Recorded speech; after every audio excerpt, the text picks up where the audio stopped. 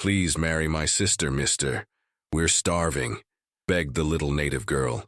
The words hung in the frigid air, a desperate plea that echoed beyond the small, trembling voice of a child, piercing the silence of a world unwilling to hear. It was a stark declaration of despair, a testament to the gnawing emptiness that had taken root in the bellies and souls of a proud people, now brought to their knees by forces unseen and unrelenting. This was not merely a request for matrimony, but a raw, unvarnished cry for survival, a testament to the brutal, unforgiving calculus of hunger. The narrative woven here is a tapestry of shattered dignity, of impossible choices made in the crucible of desperation, where the innocent bear the heaviest burdens and the lines between right and wrong blur into an agonizing haze. It is a story of a heart breaking slowly, piece by agonizing piece, under the weight of an unseen enemy, far more potent than any weapon. Before we get into this tale, let us know in the comments, where are you watching from? And subscribe if you want more content like this one. The wind, a cruel and relentless sculptor, had long since carved away the last vestiges of hope from the land. Lena stood on the threshold of their small, smoke-filled hut, the biting chill seeping into her bones despite the layers of worn deerskin she clutched around herself. Her gaze, once bright and defiant, now held the dull sheen of resignation, fixed on the distant outline of the trading post, a fortress of prosperity that mocked their encroaching starvation. Below her, crouched by the embers of a dying fire, her younger sister Kaya shivered, not just from the cold but from the hollowness in her stomach. Kaya, barely 7 years old, had been the one to utter those damning words, words that had sealed Lena's fate with the finality of a shaman's curse. "Please marry my sister, mister. We're starving." The memory of Kaya's small hand outstretched, her eyes wide with a terror Lena knew too well, tore at her.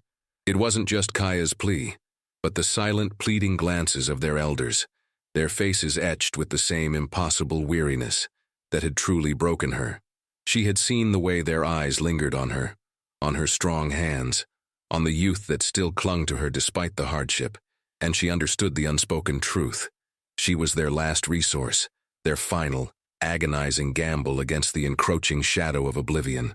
Their lands, once abundant, now yielded nothing but dust and despair, stripped bare by the encroaching settlements and the diseases they carried.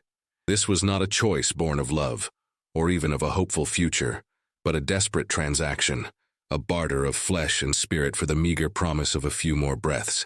Lena remembered the dreams she once held, whispered under a sky thick with stars, dreams of a life tethered to the rhythms of their ancestors, of hands stained with berries and feet kissed by the earth. But those dreams had long since evaporated, replaced by the stark, unyielding reality of their dwindling supplies. The settlers, with their strange wagons and even stranger gods, had brought not just tools and trinkets, but a pervasive, consuming hunger for land that overshadowed everything else. They had promised trade, promised coexistence, but delivered only broken treaties and barren fields. Lena felt the weight of her community's desperation pressing down on her, a physical burden that bent her shoulders and aged her spirit. She was no longer just Lena. She was the last thread holding her family, her very people, from unraveling completely. The men of the village, once proud hunters, now wandered like ghosts, their bows slack, their faces gaunt, unable to coax sustenance from a land that had seemingly turned against them. They spoke in hushed tones of a harsh winter, of a curse, but Lena knew it was not a curse from the spirits. It was the white man's curse, delivered through hunger, through the slow, insidious theft of their very existence. The thought of walking to the trading post, to face the mister that Kaya had so innocently named, made her stomach clench with a fear colder than any winter wind.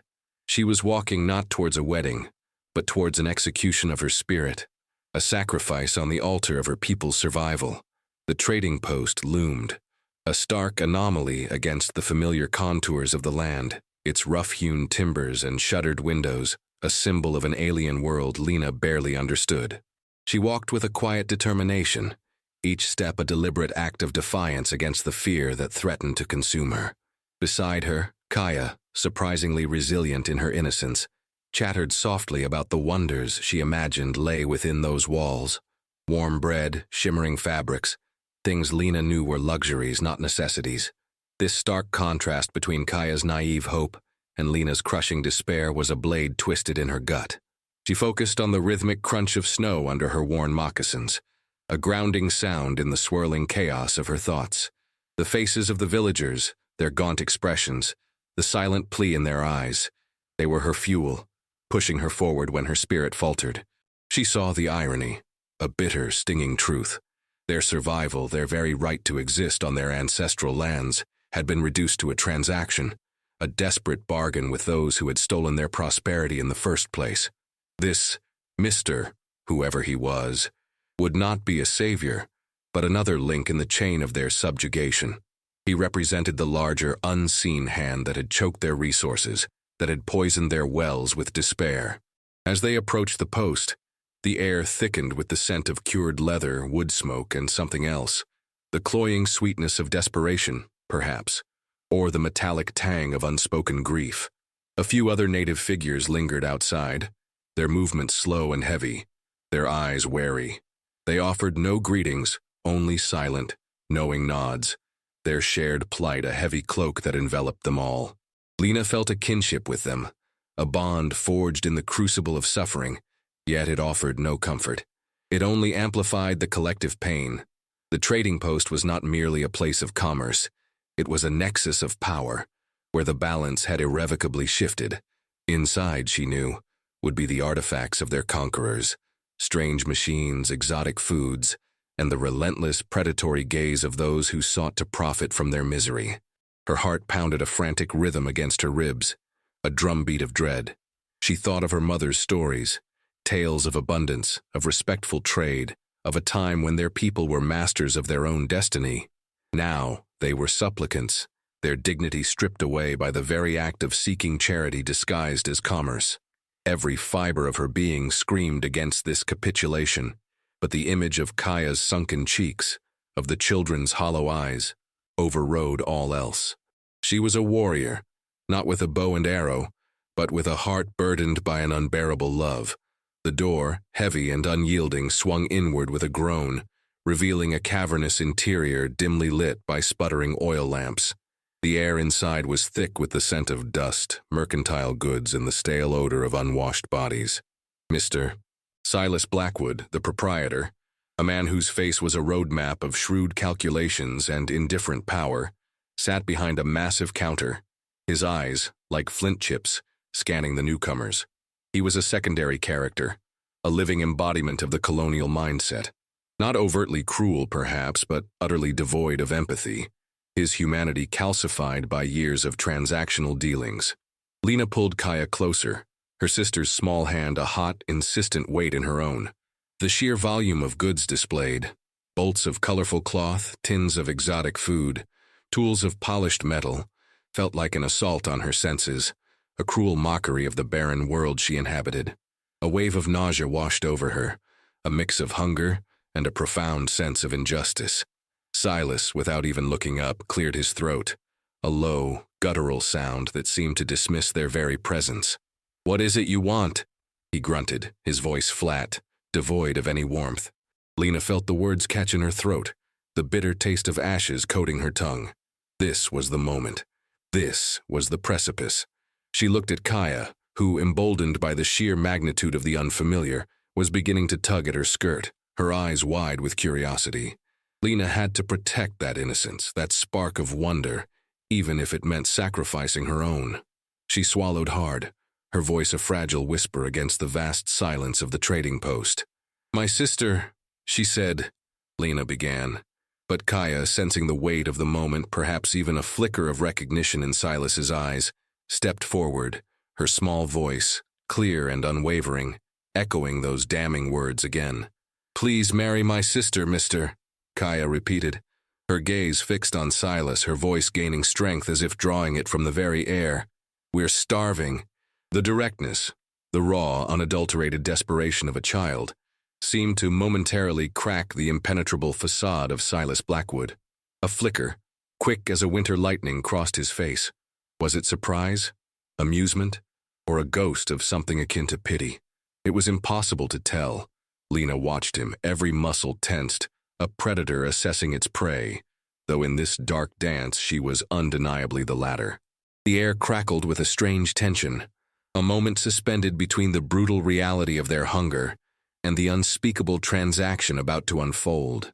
Silas Blackwood leaned back in his chair, a slow, deliberate movement that spoke of calculated power. He studied Lena, his eyes lingering on her strong, calloused hands, her straight posture despite the weariness that clung to her like a shroud. He saw not a woman, but a commodity, a resource. The Mr. in Kaya's plea was not a name, but a title, an address to the figure of authority, the one who held the keys to their survival. He understood the desperate subtext of the child's words, the centuries of dispossession that had led to this moment. It was a play he had seen before, a variation on a theme, but rarely so starkly presented. Marry? He finally scoffed, the word laced with a cynical amusement that made Lena's blood run cold. He reached for a leather-bound ledger, its pages yellowed with time, and a quill pen, its tip already stained with black ink. He was not interested in vows or ceremony, only in transactions. "What can she do?" he asked, not of Lena, but of the silent air around them, a rhetorical question designed to strip away any remaining dignity. Lena's jaw tightened. She wanted to scream, to lash out at his casual cruelty, but the image of Kaya's frail body, the collective suffering of her people, held her tongue. "She is strong," Lena said, her voice surprisingly steady. "She can work. She knows the land. She knows how to make things." Her voice carried a faint echo of pride, a desperate assertion of value in the face of his dismissive tone. She was trying to sell not just a person, but a lifetime of skills, a heritage. Silas merely nodded, his eyes still fixed on the ledger. "We have no need of land skills," he droned, his voice flat. "Our land is plowed by machines. Our food comes from the store. What she can do for me in here." He gestured around the trading post, the shelves laden with unfamiliar goods, the air thick with alien scents. He was defining the terms of their engagement, reducing her sister to a mere servant, an indentured laborer, severing any connection to her past, her people, her very identity. This was not a marriage. It was a different form of captivity, perhaps more insidious. The silence that followed was heavy, filled with the unspoken weight of generations of broken promises and forced assimilation. Lena felt the insidious creep of despair, a cold hand tightening around her heart. The price of their survival was not just her sister's freedom, but the very essence of who they were. This was the true cost. Silas Blackwood tapped his quill against the ledger, a rhythmic, irritating sound that chipped away at Lena's composure. "We have no need for her traditional skills here," he repeated, his gaze finally lifting to meet Lena's, though his eyes remained devoid of warmth. "She can clean, she can fetch, she can tend to the chores." He paused, allowing his words to sink in, to emphasize the stark reduction of her sister's worth. "In exchange for sustenance, for you, for your family, as long as she proves useful." The unspoken threat hung heavy in the air, a chilling reminder of their precarious position. Lena felt a deep, nauseating burn in her stomach, a combination of hunger and a profound anger that coiled within her. She was selling her sister into a servitude cloaked in the guise of a marital arrangement, a cruel irony that twisted the very fabric of their cultural understanding. Her mind flashed back to their grandmother's stories of honorable exchanges, of gifts given freely, of mutual respect between peoples. This was a perverse distortion of all that was sacred. A sudden, sharp cry from Kaya startled them both. The child had wandered to a shelf laden with brightly colored tins of sweets, her small finger tracing the vibrant labels. "Look, Lena, what is this?" she exclaimed, her innocence a stark, painful contrast to the grim negotiations taking place. Silas's gaze softened, infinitesimally, almost imperceptibly. He saw a child, perhaps, not a symbol. "Candy," he grunted, a rare, almost human sound escaping his lips. "Sweet. Do you want it?" Kaya's eyes widened, her small head nodding furiously. Lena felt a wave of despair wash over her. It was so easy to bribe innocence, to ensnare them with trifles when true sustenance was withheld. This was the insidious nature of their predicament. The exchange was not equal, the power dynamic irrevocably skewed. Silas, seeing the child's delight, picked up a small tin. "For your sister, then," he said, extending it towards Kaya, a gesture calculated to solidify the transaction, to bind them to his terms. Lena knew this gesture, seemingly kind, was a deeper trap than any she had ever faced. It was the sugar-coated poison, the illusory comfort that obscured the bitter pill of submission. Kaya's small fingers closed around the tin, her face alight with an unfamiliar joy that pierced Lena's heart with an agonizing sweetness. It was the first true smile she had seen on her sister's face in weeks, and it solidified her resolve, etching it into her very bones. This small, fleeting moment of happiness for Kaya was the currency of their despair, the grim payment for a choice that felt like a death. Lena watched Silas, his flinty eyes now observing Kaya's simple delight with a detached curiosity. This moment, this tiny act of perceived kindness, was a calculated move, a hook deftly set. It underscored the profound moral ambiguity of their situation. Was this man a monster, or merely a product of a merciless system? Was he offering salvation, or merely a slower, more insidious form of destruction? Lena had no answers, only the gnawing certainty that her sister's fleeting joy was bought at an unimaginable cost. "She will be cared for," Silas finally said, his voice flat, devoid of real emotion, as if reading from a ledger. "Fed, housed." He did not use the word marry, nor did he offer any pretense of affection or partnership. It was a contractual arrangement, bare and brutal. Lena's breath caught in her throat. This was not a marriage. It was an indenture, a surrender. Yet the image of Kaya's shining eyes, the desperate plea of their starving community, flashed before her. She saw the faces of the elders, gaunt and resigned, the children with their hollow bellies. She saw the dust on their barren fields, the empty traps in the woods. Her people were a shadow, fading into oblivion. This was a lifeline, however thin, however poisoned. Lena swallowed hard, the taste of ash in her mouth. She had to believe that by sacrificing her own, she was, in some twisted way, saving them all. The decision was not hers alone. It was thrust upon her by circumstances beyond her control. Lena stood before him, a sentinel of a dying world, her spirit a battlefield. She looked at Kaya, who was now carefully unwrapping the candy, her tongue peeking out as she anticipated the forbidden sweetness. The innocence of the moment felt like a cruel trick, a mirage in the desert of their despair. Lena closed her eyes for a fleeting second, invoking the spirits of her ancestors, seeking strength for the words she was about to utter. When she opened them, her gaze was fixed on Silas, unwavering, though her heart felt as if it were being torn from her chest. "She will work for you," Lena said, each word a stone dropped into a bottomless well. "But she is not alone. Her family, we are still here, and she will return to us." It was a desperate assertion, a hollow promise to herself as much as a demand. Silas merely grunted, a non-committal sound already turning back to his ledger. He seemed to have no interest in the nuanced pleas for family, for a future return. His world was one of transactions, of simple, immediate gain. The transaction was made with a chilling swiftness, a brief, impersonal exchange of words that sealed a fate. Silas Blackwood scribbled something in his ledger, his quill scratching loudly in the quiet of the post. Lena barely registered the few bags of flour and dried meat he pushed across the counter, her mind still reeling from the unreality of it all. It was done. Kaya, oblivious, hummed softly as she savored her candy, its sweetness a stark contrast to the bitter truth of the moment. Lena felt a profound emptiness settle within her, a hollow ache that even the promise of food could not fill. She had traded a piece of her soul, of her very future, for the survival of others. The weight of this burden was immense, a heavy cloak woven from threads of desperation and sacrifice.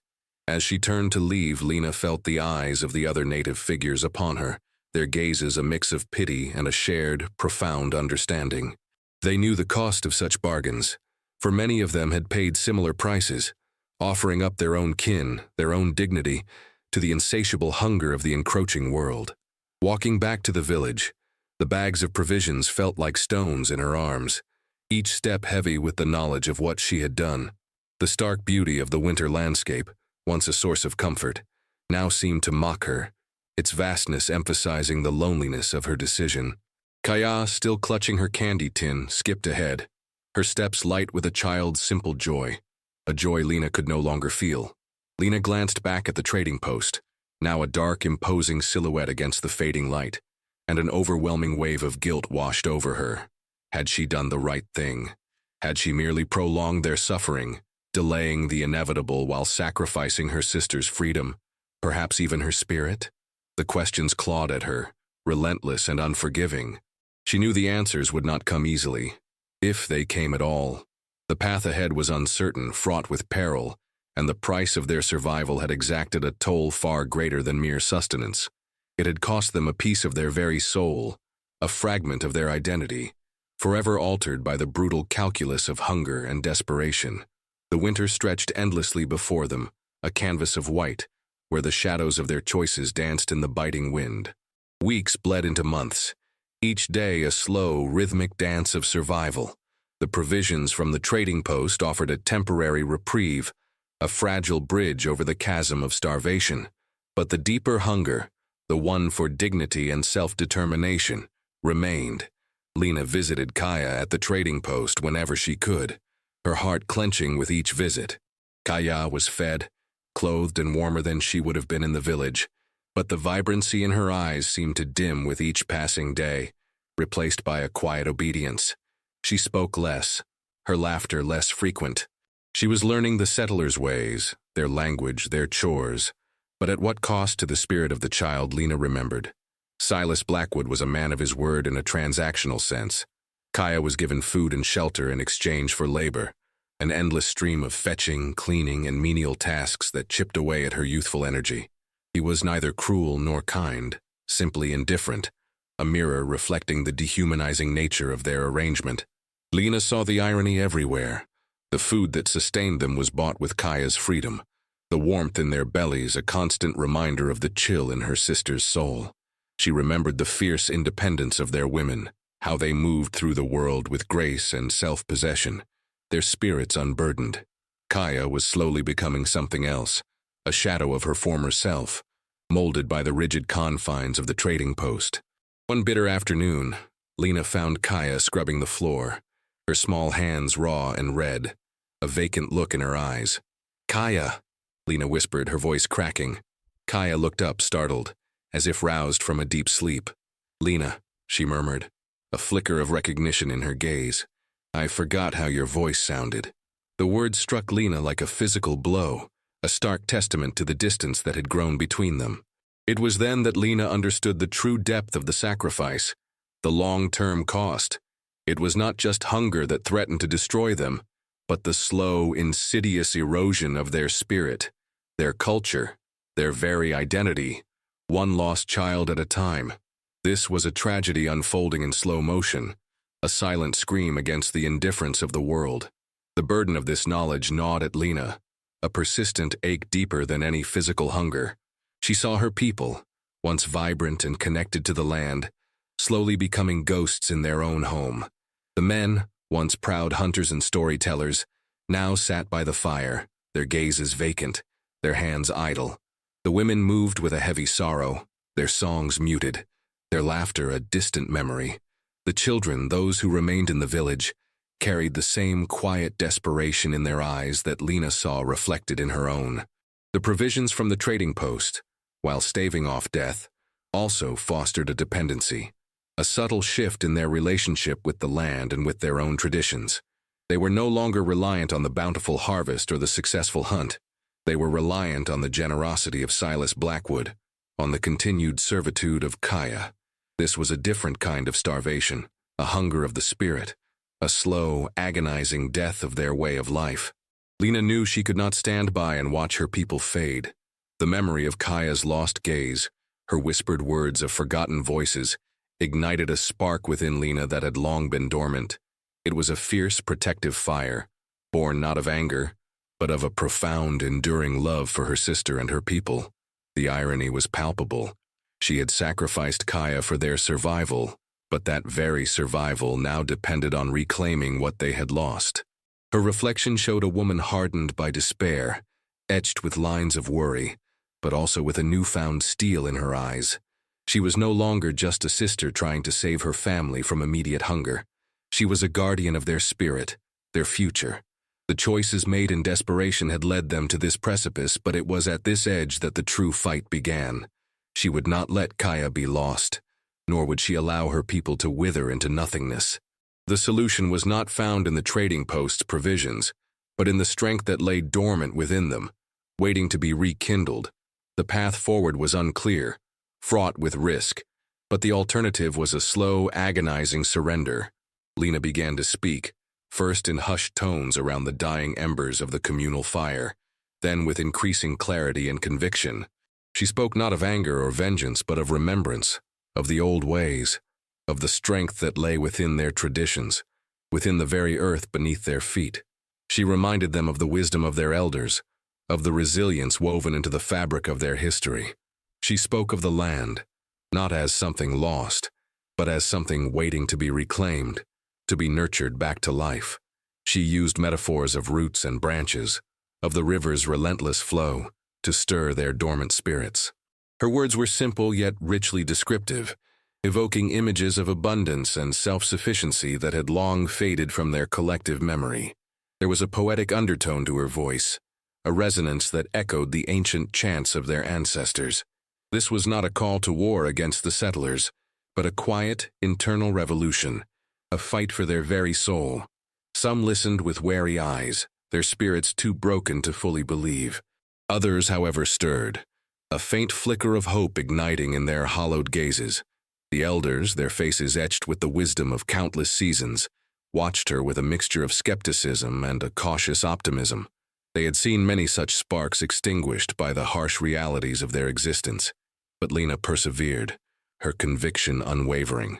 She spoke of Kaya, not as a casualty, but as a symbol, a poignant reminder of the cost of their inaction. Kaya is not lost to us, she repeated, the name a mantra, a symbol of her resolve. She is a part of us, and she will return when we are strong enough to bring her home. This repetition was a powerful rhetorical device, embedding the idea deep within their collective consciousness. It was a bold statement, an open loop, promising a resolution that seemed almost impossible in their current circumstances. Lena was planting seeds of hope in barren ground, tending to them with the fierce determination of a mother protecting her young. This was the quiet rebellion, the slow resurgence of a people on the brink of fading away. The darkness of their present was still profound, but Lena was beginning to cast a fragile, trembling light. The turning point came not with a grand declaration, but with a quiet, collective act of will. Inspired by Lena's persistent words, by the raw honesty of her pain and her hope, the men of the village, once lost in despair, began to stir. They sharpened their tools, not for battle, but for cultivation. The women, their hands once idle, began to gather the few remaining seeds, their fingers reconnecting with the earth. It was a slow, arduous process, fraught with doubt and exhaustion, but a nascent sense of purpose began to replace the pervasive despondency. Lena worked alongside them, her hands calloused, her back aching, but her spirit lifted by the shared effort. She spoke of irony, that the very hunger that had forced them to surrender Kaya was now becoming the catalyst for their reclaiming their future. They were learning to rely on themselves again, not on the fickle mercy of the trading post. They were planting a future, one seed at a time, a silent defiance against the forces that sought to erase them. The winter slowly began to loosen its icy grip, giving way to the faint promises of spring. The earth, once barren, showed tentative signs of life. The communal spirit, long dormant, began to bloom anew. Lena knew their journey was far from over. Kaya was still at the trading post, a constant ache in Lena's heart, a stark reminder of their compromise.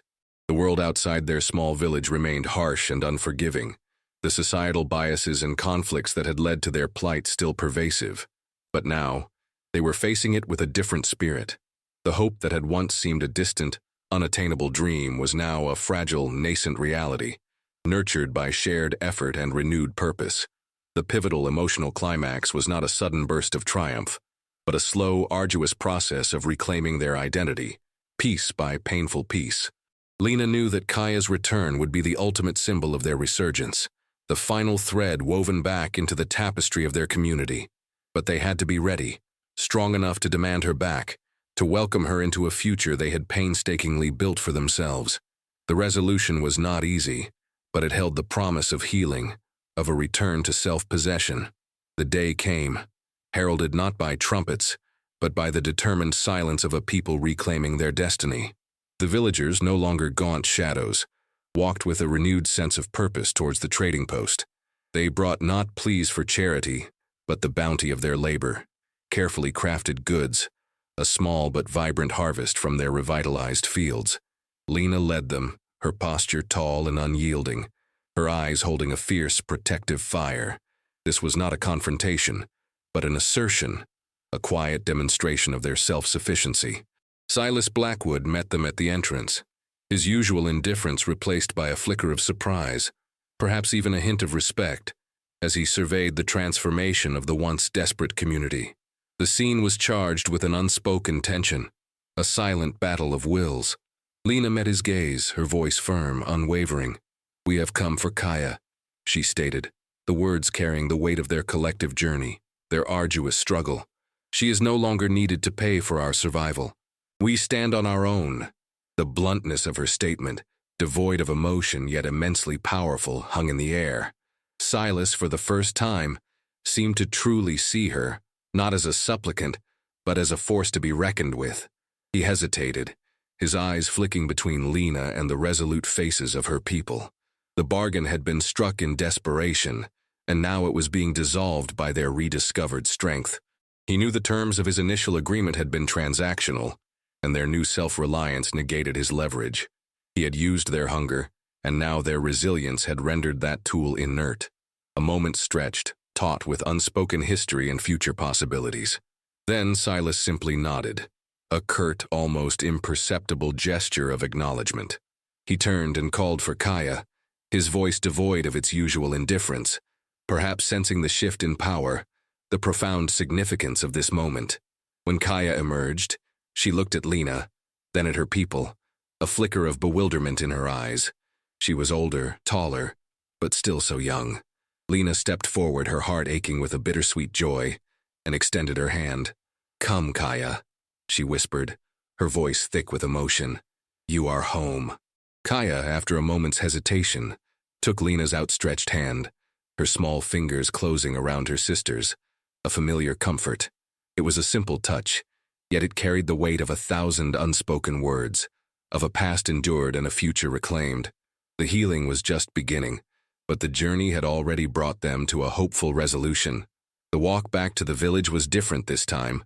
Kaya, though still quiet, held Lena's hand tightly, her gaze slowly taking in the familiar landscape, the faces of her people, now infused with a new vitality. The air still held the crisp bite of winter's end, but beneath it, the scent of thawing earth and budding hope mingled. The village, once a symbol of their despair, now hummed with a quiet, vibrant energy. Lena knew that the scars of their hardship would remain, etched into their memories, into the very fabric of their community. Kaya's time at the trading post, her innocence irrevocably altered, would be a constant reminder of the price they had paid. But this was not an ending. It was a powerful new beginning. The open loops of their past were slowly being woven into a stronger narrative. The experience, dark and painful, had forged a deeper resilience within them, a profound understanding of their own strength and the unwavering power of their collective spirit. As the sun dipped below the horizon, casting long purple shadows across the land, Lena watched Kaya sit by the communal fire, listening to the elders' stories, her eyes slowly regaining their lost light. The sounds of gentle laughter, long absent, began to ripple through the village once more. The return of Kaya was not just the return of a child, but the symbolic reclaiming of their stolen dignity, the triumph of their spirit over the forces that sought to extinguish it. The narrative had come full circle, from the desperate plea of a starving child to the hopeful homecoming of a resilient people. The marriage that had been proposed was never truly one of love or union, but a brutal transaction, a sacrifice. Yet, from that crucible of despair, something vital had been forged, a renewed sense of self, a profound connection to their roots, and an unwavering belief in their future. The land, their ancestors, their very being, seemed to breathe a collective sigh of relief. The drama had been intense, the path dark, but the resolution, hard-won and deeply felt, glimmered with the promise of a healing and a strong, unwavering hope.